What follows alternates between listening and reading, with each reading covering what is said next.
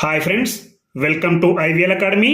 ఈరోజు హిందూ న్యూస్ పేపర్లో వచ్చినటువంటి ఒక చిన్న ఆర్టికల్ని తీసుకొని ఇంగ్లీష్ నుంచి తెలుగులోకి ట్రాన్స్లేట్ చేస్తూ ప్రతి ఒక్క గ్రామర్ ఎలిమెంట్ని డిస్కస్ చేస్తూ మనం మంచి ఇంగ్లీష్ నేర్చుకోవడానికి ప్రయత్నిద్దాం.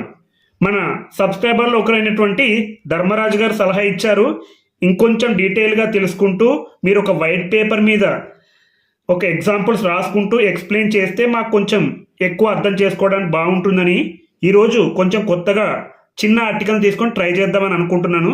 చూడండి, ఇది మీకు నచ్చితే లైక్ చేయండి, షేర్ చేయండి మరియు సబ్స్క్రైబ్ చేస్తూ కామెంట్ చేస్తూ ఉండండి.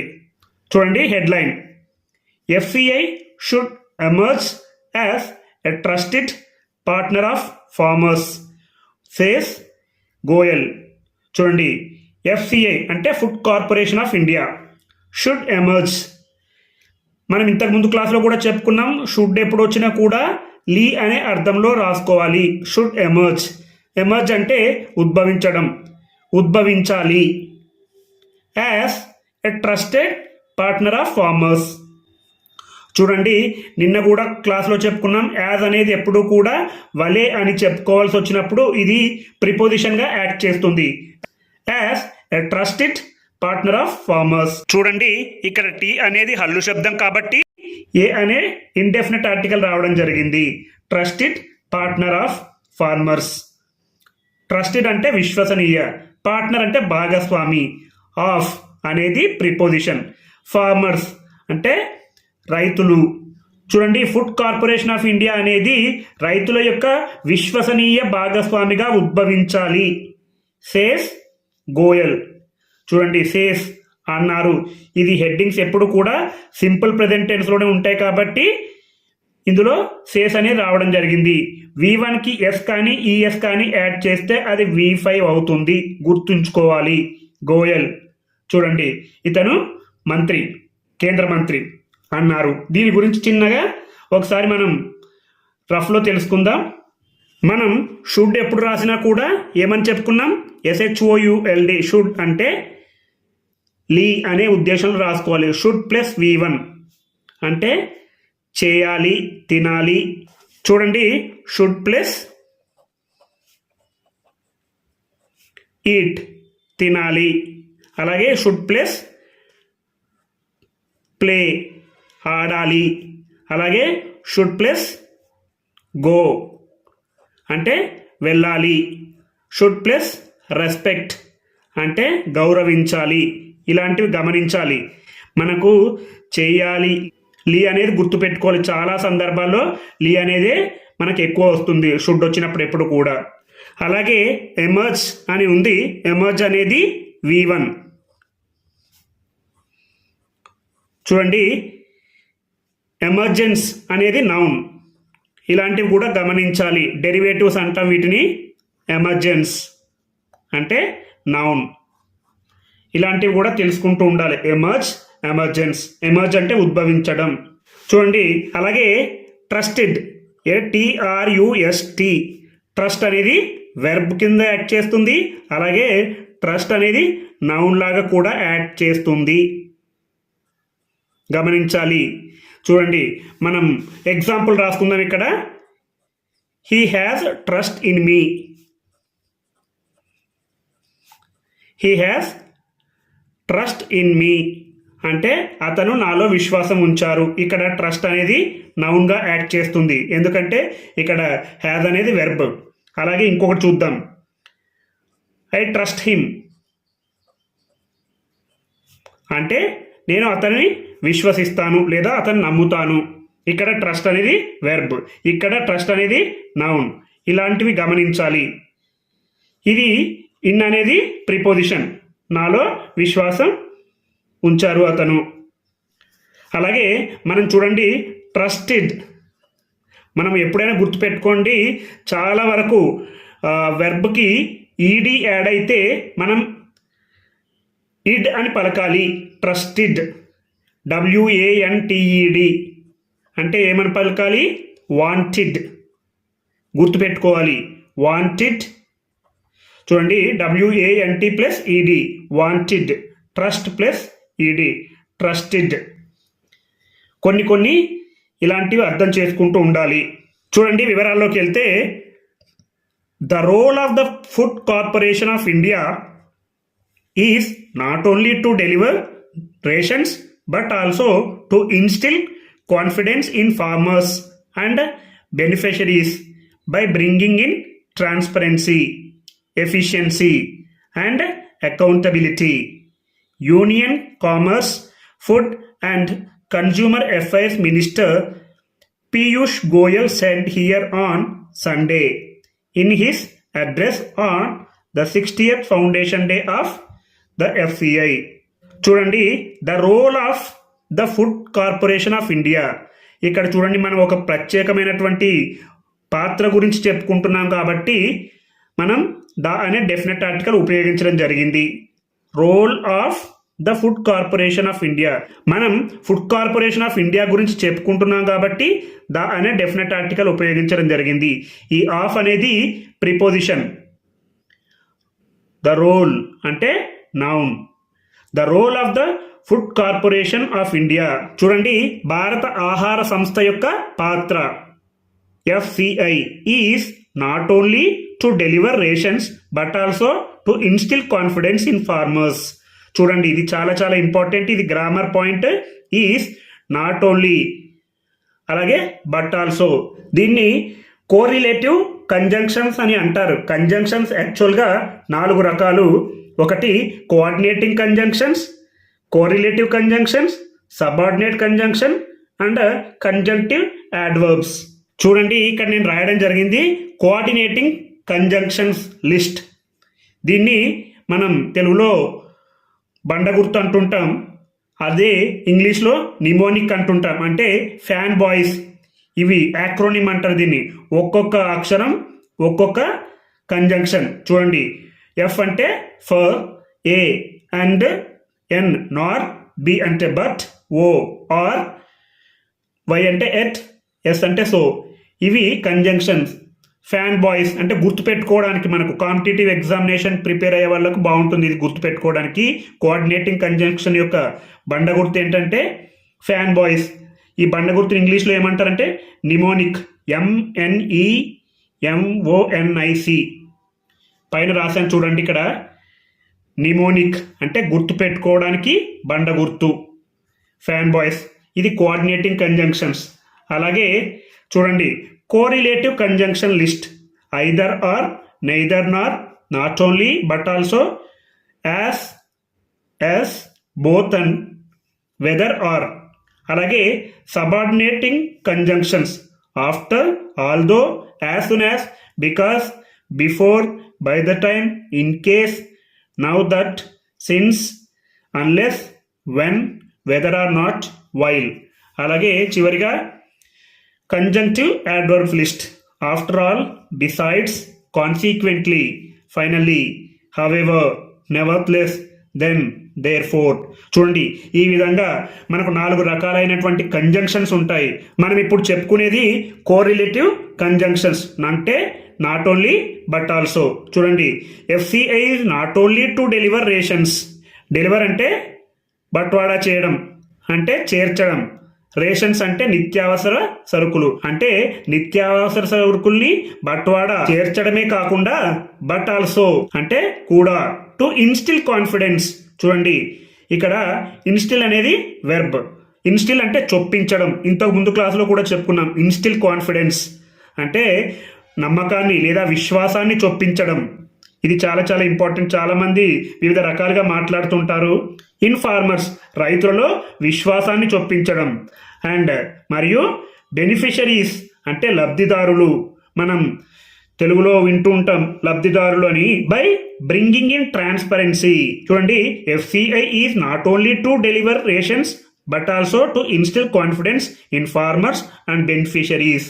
అంటే ఏంటంటే భారత ఆహార సంస్థ నిత్యావసర సరుకులను చేర్చడమే కాకుండా రైతులలో మరియు లబ్ధిదారులలో విశ్వాసాన్ని కల్పించడం. బై బ్రింగింగ్ అంటే తీసుకువస్తూ. చూడండి, బై అనేది ఇక్కడ ప్రిపోజిషన్. బ్రింగింగ్ అనేది present participle, bring plus V1. Bringing in transparency. By bringing అంటే తీసుకువస్తూ, ఇన్ ట్రాన్స్పరెన్సీ అంటే పారదర్శకత. ఇన్ అనేది ప్రిపోజిషన్. పారదర్శకతలో, ఎఫిషియన్సీ సామర్థ్యంలో, అండ్ మరియు అకౌంటబిలిటీ జవాబుదారీతనంలో. ఇక్కడ ఇన్ అనేది అన్నిటికీ వర్తిస్తుంది, ట్రాన్స్పరెన్సీకి, ఎఫిషియన్సీకి అండ్ మరియు అకౌంటబిలిటీ జవాబుదారీతనానికి కూడా వర్తిస్తుంది. తీసుకువస్తూ, ఇవన్నీ తీసుకువస్తూ. Union commerce, food and consumer affairs minister Piyush Goyal said here on Sunday. చూడండి, యూనియన్ కామర్స్ అంటే కేంద్ర వాణిజ్యం, యూనియన్ అంటే కేంద్ర, కామర్స్ వాణిజ్యం, ఫుడ్ ఆహార అండ్ మరియు కన్జ్యూమర్ అఫైర్స్ అంటే వినియోగదారుని వ్యవహారాలు, మినిస్టర్ అంటే మంత్రి. చూడండి, కేంద్ర వాణిజ్య, ఆహార మరియు వినియోగదారు వ్యవహారాల మంత్రి అయినటువంటి పీయూష్ గోయల్ సెడ్ అన్నారు లేదా తెలియజేశారు. హియర్ అంటే ఇక్కడ, ఆన్ సండే ఆదివారం నాడు. చూడండి, వారాల ముందు ఎప్పుడు కూడా ఆన్ అనే ప్రిపోజిషన్ వస్తుంది. అలాగే వారాల్లో రాసే మొదటి అక్షరం క్యాపిటల్ లెటర్స్ లో ఉండాలి. In his address. చూడండి, ఇన్ అనేది ప్రిపోజిషన్. హిస్ అతని యొక్క, అడ్రస్ అంటే ప్రసంగం, అతని యొక్క ప్రసంగంలో తెలిపారు. On the 60th foundation day of the FCI. చూడండి, ఆన్ ద 60th. చూడండి, మనం నంబర్స్ రాసే ముందు ఎప్పుడు కూడా ఆన్ అనే ప్రిపోజిషన్ రాస్తుండాలి. On the 60th, on the 50th, on the 100th, on the 60th. మనం ప్రత్యేకమైనటువంటి 60th అనే దాని గురించి చెప్పుకుంటున్నాం కాబట్టి, 60వ అని చెప్పుకుంటున్నాం కాబట్టి ద అనే డెఫినెట్ ఆర్టికల్ రావడం జరిగింది. ఫౌండేషన్ డే అంటే 60వ వ్యవస్థాపక దినోత్సవం. ఆఫ్ అంటే యొక్క, ఇది ప్రిపోజిషన్. ద FCI అంటే భారత ఆహార సంస్థ యొక్క 60వ వ్యవస్థాపక దినోత్సవం ప్రసంగంలో అతను తెలిపారు. చూడండి, 60th అని చెప్పుకున్నాం కదా మనం. ఎప్పుడు కూడా కేవలం నంబర్స్కి మాత్రమే ఇవి రాయాలి, TH కానీ సెకండ్ కానీ. మనం రోమన్ నంబర్స్ రాసేటప్పుడు ఫస్ట్ అని రాయాలి, సెకండ్ సేమ్, సెకండ్ క్లాస్. అలాగే నంబర్స్ రాసేటప్పుడు ఫస్ట్ క్లాస్, సెకండ్ క్లాస్ అని రాయాలి. ఇవి చాలా మందికి తెలియకపోవచ్చు. రోమన్ నంబర్స్ రాసేటప్పుడు మనం ఇలాంటివి రాయకూడదు, సెకండ్ అని రాయకూడదు, కేవలం నంబర్స్ రాసేటప్పుడు మాత్రమే. చూడండి, 60th. చూడండి, 10th క్లాస్ అంటే 10th క్లాస్ ఇలా రాయకూడదు, కేవలం 10th అని రాయాల్సి ఉంటుంది. ఇది ఒకటి గమనించాలి. అలాగే చూడండి, he said the FCI should emerge as a trusted partner of farmers and people of the country. He అంటే అతను, సబ్జెక్ట్, said అన్నారు, verb. The FCI should emerge as a trusted partner of farmers and people of the country. ఇది మనం హెడ్లైన్లో చెప్పుకున్నాం, అలాగే మళ్ళీ ఒకసారి చెప్పుకుందాం. ద FCI అంటే భారత ఆహార సంస్థ. షుడ్ ఎమర్జ్ అంటే ఉద్భవించాలి. ఇంతకుముందే చెప్పుకున్నాం, షుడ్ ఎప్పుడు కూడా రాసిన షుడ్ ప్లస్ V1 వస్తే లీ అని ఉండాలి. యాస్ అంటే వలే, ప్రిపోజిషన్. ఏ అనేది ఇండెఫినెట్ ఆర్టికల్, ఎందుకంటే టీ అనేది హల్లు శబ్దం కాబట్టి ఏ అనే ఇండెఫినెట్ ఆర్టికల్ రావడం జరిగింది. ట్రస్టెడ్ మనం ఎలా పలకాలని చెప్పుకున్నాం, ట్రస్టెడ్, వాంటెడ్ అలా పలకాలి. దేశంలో ప్రజల యొక్క మరియు రైతుల యొక్క భాగస్వామిగా భారత ఆహార సంస్థ ఉద్భవించాలని అన్నారు. ఫార్మర్స్ అంటే రైతులు, పీపుల్ ఆఫ్ ద కంట్రీ అంటే దేశంలో ఉండే ప్రజలు. ఆఫ్ అనేది ప్రిపోజిషన్. మనం ఒక కంట్రీ గురించి, ఒక దేశం గురించి చెప్పుకుంటున్నాం కాబట్టి దానే డెఫినెట్ ఆర్టికల్ ఉపయోగించడం జరిగింది. అలాగే చూడండి, the FCI plays a crucial role in facilitating flagship schemes such as Pradhanmantri Garib Kalyan Anna Yojana PMGKAY by providing ration to beneficiaries in every corner of the country, the minister said, reminding the officers that the role of the FCI was not only to deliver ration. చూడండి, inverted కామాతో మొదలైంది, అతను చెప్తున్నారు, ఇదంతా direct స్పీచ్లో ఉంది కాబట్టి. The FCI అంటే భారత ఆహార సంస్థ, ఫుడ్ కార్పొరేషన్ ఆఫ్ ఇండియా. మనం ఒక పర్టికులర్గా FCI గురించి చెప్పుకుంటున్నాం కాబట్టి ద అనే డెఫినెట్ ఆర్టికల్ ఇవ్వడం జరిగింది. ప్లేస్ అంటే పోషిస్తుంది, ప్లేస్ అంటే పోషిస్తుంది. ఎందుకంటే ఇక్కడ ఎఫ్సిఐ అనేది సింగులర్లో ఉంది కాబట్టి ఇక్కడ ఎస్ యాడ్ అయింది కాబట్టి దీన్ని V5 అంటారు. ద ఎఫ్సిఐ ప్లేస్ పోషిస్తుంది ఏ క్రూషియల్ రోల్. చాలా చాలా ఇంపార్టెంట్ చూడండి. సి అనేది హల్లు శబ్దం కాబట్టి ఏ అనే ఇండెఫినెట్ ఆర్టికల్ రావడం జరిగింది. ఏ క్రూషియల్ రోల్ అంటే కీలకమైన పాత్ర. క్రూషియల్ అనేది యాడ్జెక్టివ్. ఎందుకంటే ఇక్కడ పాత్ర గురించి చెప్తుంది. ఏ పాత్ర గురించి చెప్తుంది? ఒక నౌన్ గురించి చెప్తుంది కాబట్టి దీన్ని యాడ్జెక్టివ్ అని అంటారు. In facilitating flagship schemes. Facilitating అంటే సులభతరం చేస్తూ. ఇది ప్రెజెంట్ పార్టిసిపుల్ అంటే V4.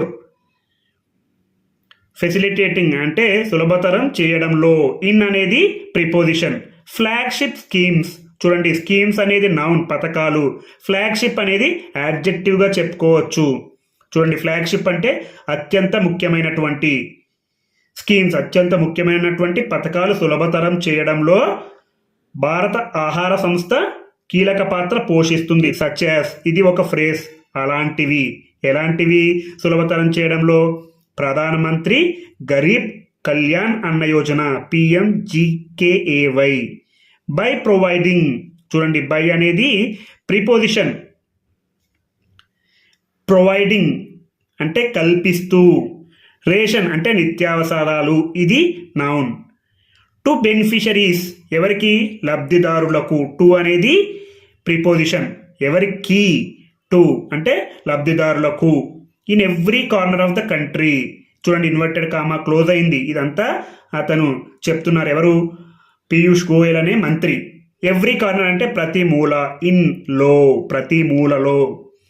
ఇది ఇన్ అనేది ప్రిపోజిషన్. ఆఫ్ ద కంట్రీ అంటే దేశం యొక్క ప్రతి మూలల లబ్ధిదారులందరికీ కల్పిస్తూ అనే అర్థం వస్తుంది. ద మినిస్టర్ సెడ్ మనం ఒక ప్రత్యేకమైనటువంటి మినిస్టర్ గురించి చెప్పుకుంటున్నాం కాబట్టి మనం ఒక హోదాని గురించి చెప్పుకునే పదం ఎప్పుడు కూడా క్యాపిటల్ లెటర్స్లో ఉండాలి. Chief minister, prime minister, minister ఇలాంటివి. అందుకే మొదటి అక్షరం క్యాపిటల్ లెటర్స్లో ఉంది. మినిస్టర్ సెడ్ అన్నారు. కామా ఉంది. రిమైండింగ్ గుర్తు చేస్తూ. రిమైండింగ్ అంటే గుర్తు చేస్తూ. ద ఆఫీసర్స్ అంటే అధికారులకు గుర్తు చేస్తూ. ద అంటే పర్టికులర్ ఒక ప్రత్యేకమైన సెట్ ఆఫ్ అధికారులకు గుర్తు చేస్తూ. దట్ అని చూడండి. దట్ అనేది కూడా సబార్డినేట్ కంజంక్షన్. గుర్తు చేస్తూ ఆఫీసర్స్కి అని. ఏమని? దట్ అనేది subordinate conjunction. The role of the FCI అంటే భారత ఆహార సంస్థ యొక్క పాత్ర. ద రోల్ అంటే ఆ పాత్ర. మనం పర్టికులర్గా చెప్పుకుంటున్నాం కాబట్టి ద అనే డెఫినెట్ ఆర్టికల్ రావడం జరిగింది. ఆఫ్ ప్రిపోజిషన్ యొక్క. ద ఎఫ్సిఐ అంటే ఒక ప్రత్యేకమైనటువంటి ఎఫ్సిఐ భారత ఆహార సంస్థ గురించి చెప్పుకుంటున్నాం కాబట్టి ద అనే డెఫినెట్ ఆర్టికల్ ఉపయోగించడం జరిగింది. Was not only to deliver ration. వస్ అనేది ఇక్కడ మెయిన్ వర్బ్గా యాడ్ చేస్తుంది. గుర్తుపెట్టుకోవాలి. వస్ not only to deliver ration అంటే కేవలం రేషన్ని బట్వాడా చేయడం లేదా రేషన్ అందించడమే కాకుండా చాలా పాత్రలు ఇది పోషిస్తుంది అని కేంద్ర మంత్రి పీయూష్ గోయల్ తెలిపారు. ఇంకా ఈ ఆర్టికల్ ఉంది కానీ ఒక ట్రయల్గా మాత్రమే ఈ ఆర్టికల్ చెప్పడం జరిగింది. ఇది మీ అందరికీ నచ్చితే మీరందరూ లైక్ చేస్తూ, షేర్ చేస్తూ, కామెంట్ చేస్తూ ఉంటే తప్పకుండా ఇలాంటివి ఇంకొంచెం లెందీగా వీడియోలు చేస్తూ ఉంటాను. మనం కంటెంట్ కోసం కాకుండా ఇంగ్లీష్ నేర్చుకోవడం కోసం ఈ వీడియోలను చూడండి. ఈ ఛానల్ యొక్క ప్రధాన ఉద్దేశం మంచి ఇంగ్లీష్ నేర్చుకోవడం, మంచి ఇంగ్లీష్ మాట్లాడడం.